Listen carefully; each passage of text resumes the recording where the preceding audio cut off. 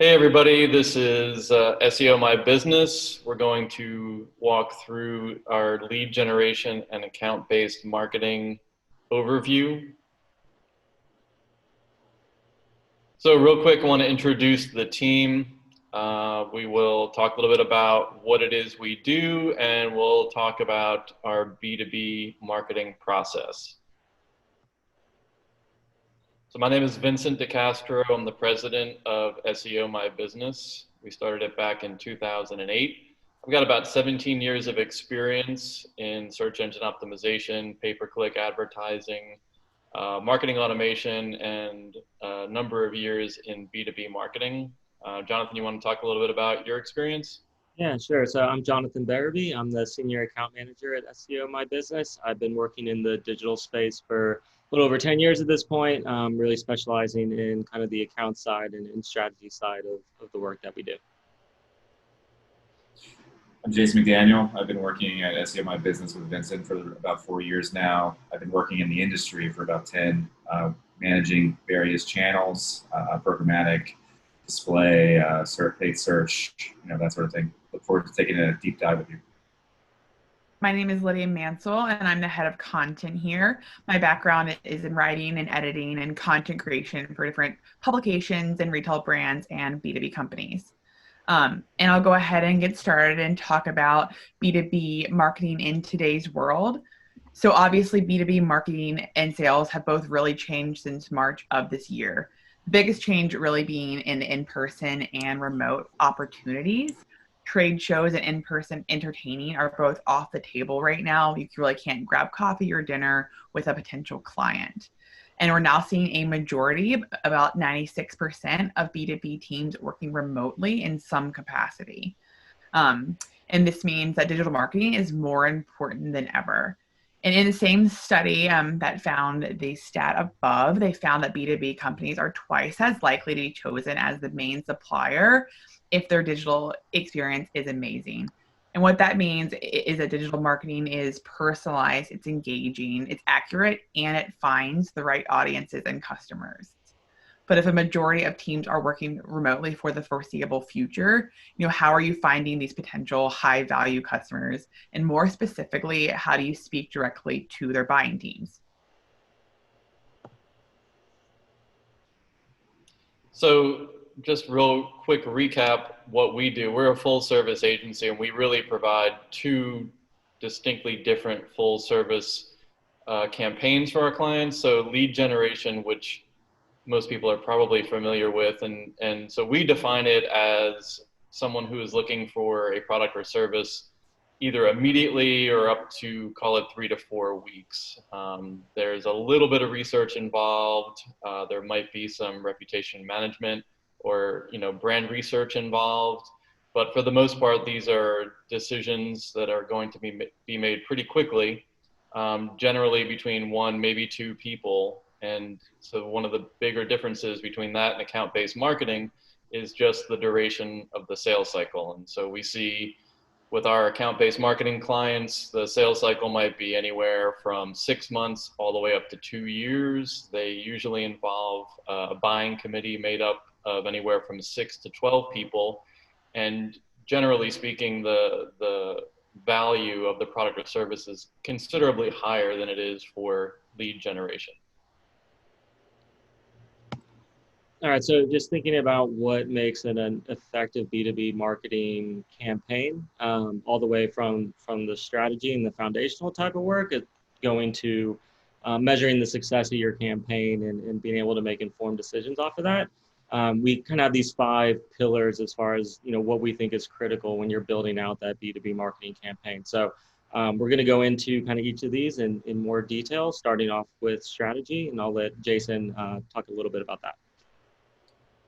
Thanks, Jonathan. So like you mentioned, the strategy is really the foundation of your ABM campaign, and we like to break it out into 5 different categories, starting with defining the buyer persona or the persona in the buying committee. So on average, there's about 7 people involved in the purchasing committee of a B2B solution. So what you really have to do from the onset is figure out which people are involved in that buying committee And then from there, what you're doing is you're finding out the buying habits of those people, their priorities, their pain points, any sort of industry publications that they consume with, and what their current buying position is at their company. The next step that you have to do is map out that buyer's journey from awareness through evaluation. So what that looks like is how many pieces of content is that person consuming before they before they purchase your service or solution. And this buyer's journey is really going to lay down the foundation for building out your content roadmap, which is essentially building out your white papers, your e-books, your webinars, etc. From there, it's all about unifying that message across platforms and channels. The gist of that is that ad sets and assets should be really focused and consistent across those stages and channels. And then finally, it's about tracking accounts as they engage with your ad campaign. So it's really important to be able to discern where an account corresponds in the sales funnel. That way they can be targeted with appropriate messaging. So I'm going to pass it back to Lydia, and she can give you a more in-depth look to what building assets looks like. Great. Thanks, Jason. So once you have your well thought out strategy in place, it's really time to start creating the actual assets themselves. What we do is we have a team of content creators, copywriters, and graphic designers who really know how to bring assets to life in a B2B marketing campaign.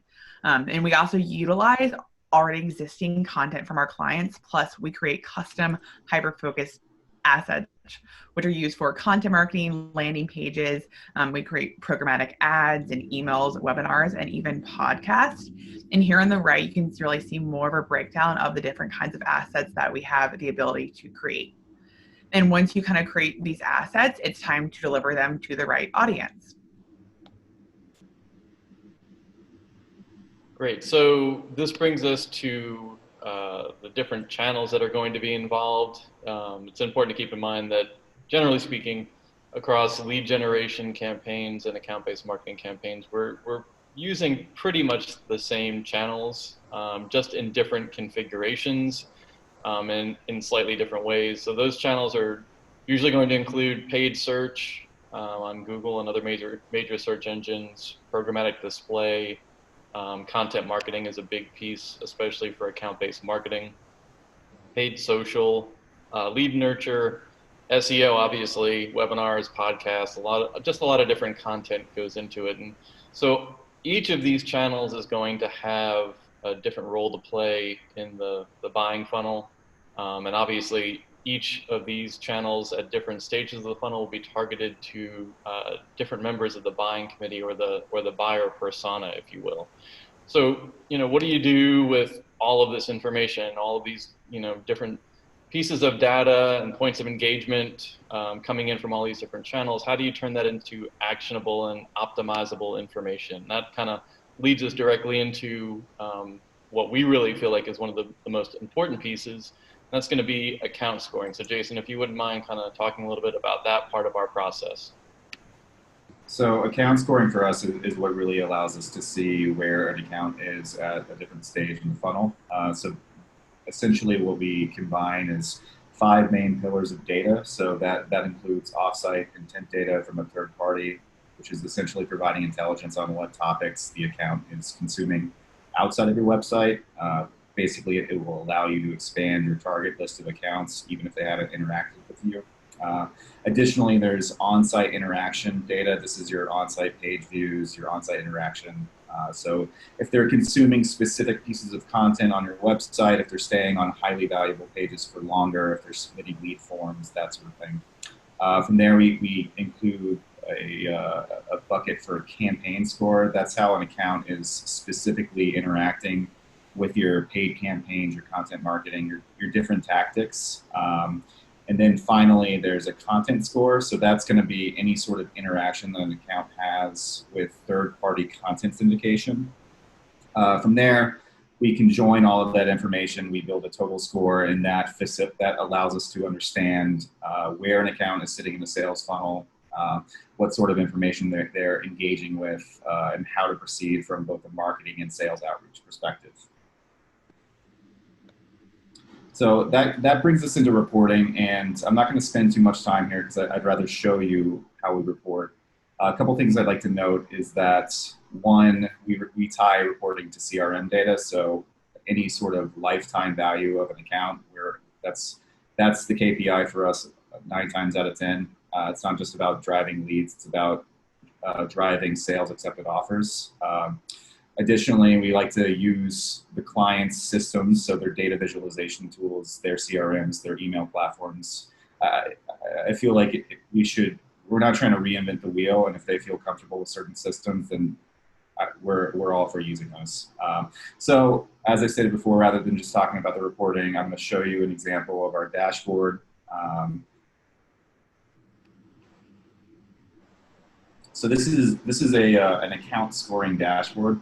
As I had previously mentioned, we score by 5 main buckets. So we have our third-party data. So this is the intent data. We have our page view interaction. So this is how they're engaging with the different pages, et cetera, all down the line. From there, they all get conjoined, and finally they create their own score and funnel stage designation. So we can slice this by specific product if we just want to look at, for example, this one right here. And then we can also take a look at individual accounts and see how they're engaging with our ad campaign. From a more general perspective, the normal figures in terms of reporting dashboards, we have our impressions, our clicks, our CTR, standard stuff really. But what I think is more interesting is how we can slice it by specific account. So if I want to say, for example, what is Michael's consuming and who is consuming at Michael's, we can see that, for example, a VP of Info Systems is operating at a much higher CTR with our assets than any other title there. So obviously the ad set and content that we're displaying is really relevant to that sector. Basically what this allows us to understand is what sort of content is effective from an individual asset perspective, and then optimize around it. It also helps inform sales as to what that specific person at that specific account is interacting with. And I think it's really invaluable in terms of providing a full picture on what's happening inside of the ABM ecosystem. So that's kind of the gist of the dashboard. I'm going to pass it back to Jonathan and Vincent to finalize. Great, thanks, Jason. That was super informative, especially around the reporting part, which is absolutely one of my favorite parts to display to our prospective clients. So we're just going to leave this up on the screen. This is one of our account-based marketing clients, and how they feel about working with our team. Just to kind of wrap it up, there's a lot of similarities between lead generation and account-based marketing in terms of our process and how we go about it and develop the campaigns. Very, very similar. The channels that we use are also very similar. The main differences obviously are in the length of the sales cycle, but also in terms of the amount of data required to continue to nurture these leads is much more intensive when it comes to account-based marketing. So with that, we appreciate your time today. If you have any questions, please feel free to reach out to us, sales@SEOMyBusiness.com, and we look forward to talking with you soon.